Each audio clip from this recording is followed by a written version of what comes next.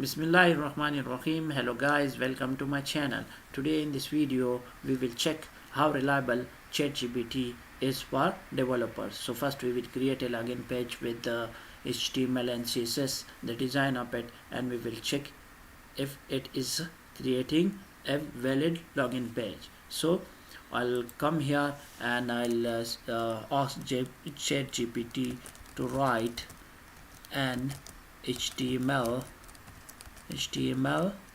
login page styled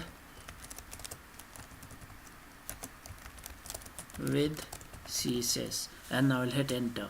Now it will start writing the HTML script along with CSS for us.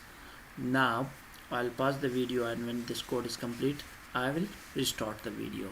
So now ChatGPT has completed the script for us, so I'll go to top and copy this script.